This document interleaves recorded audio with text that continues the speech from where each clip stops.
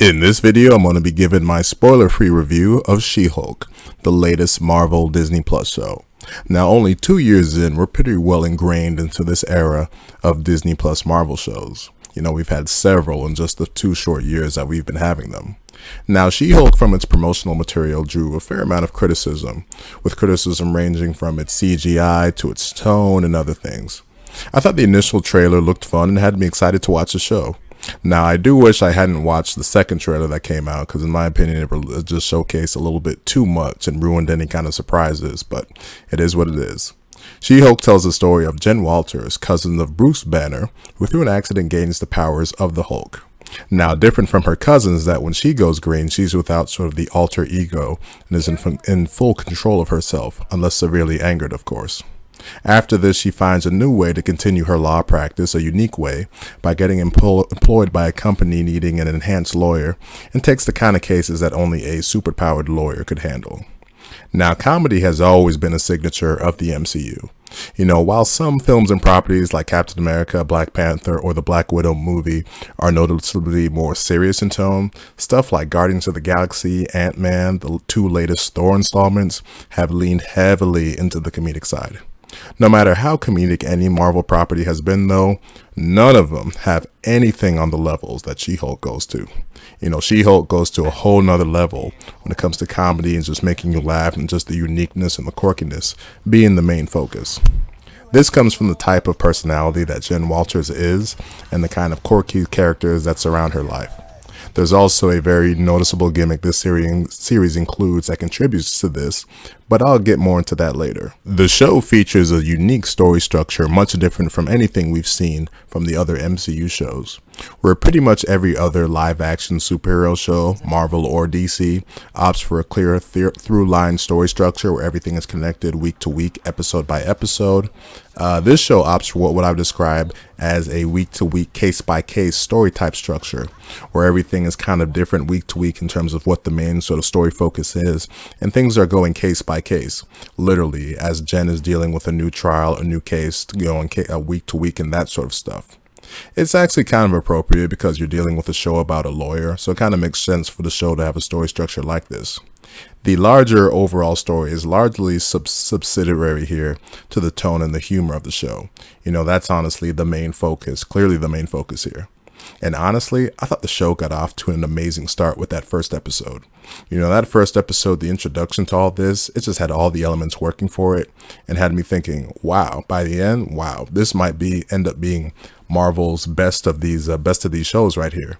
I mean, that final conversation that Jen and Bruce have about Captain America's virginity had me and my friends at work cracking up. And just like I said, all the stuff in that episode was just great. That momentum, in terms of the show's quality, not Steve Rogers' alleged virginity, mostly continued through those next few episodes. And I was like, wow, this is just going to be a great show right here. Unfortunately, at least for me, the show suffered a major quality dip for those middle few episodes, episodes 5, 6, and 7.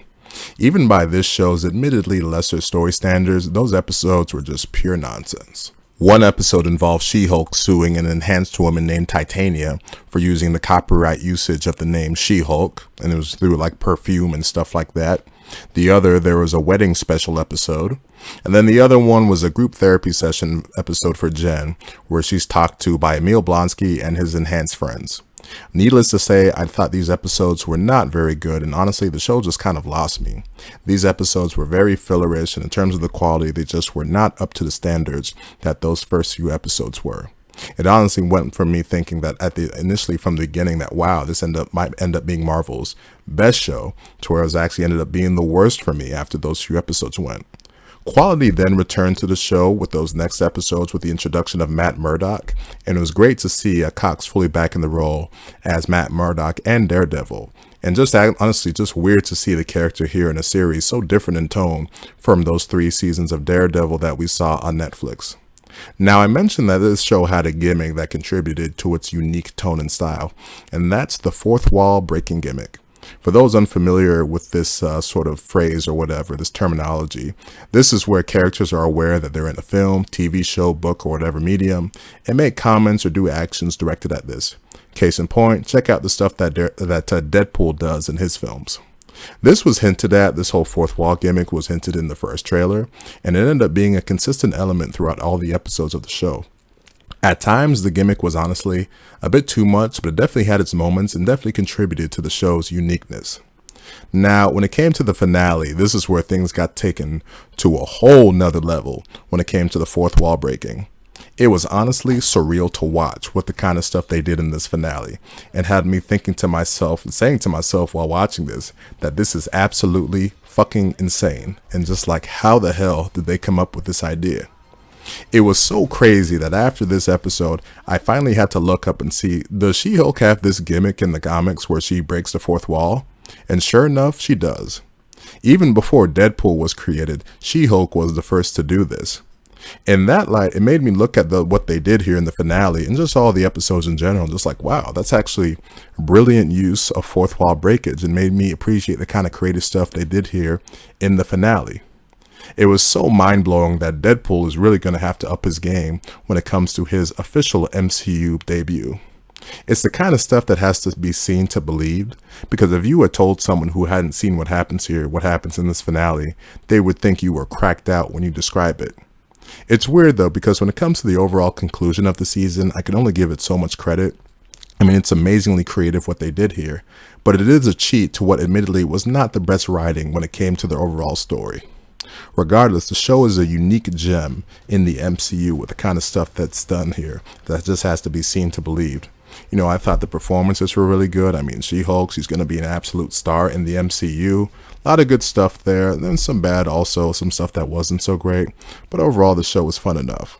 I would end up giving the show a 6.5 out of 10. Now, the show gets docked off major points, unfortunately for me, for having 3 consecutive weeks of episodes that, in my opinion, were not very good. Had that not been the case and those episodes were around the same levels of the other episodes in the season, then my overall score would be much higher. But still though, I think the show should definitely be seen because it is a very unique and definitely has a show that has its fun, iconic moments. In the show's favor, unlike recent shows like Moon Knight or Ms. Marvel, this show is much more accessible for the casual, non-superhero obsessed audience because of the tone, humor, and just the uniqueness of it. It'll also, of course, be very interesting to see what kind of appearances She-Hulk will have after this. I definitely would not mind seeing a season 2 though. So that'll do it for this review of She-Hulk. If you made it to the end of this video, thank you for watching.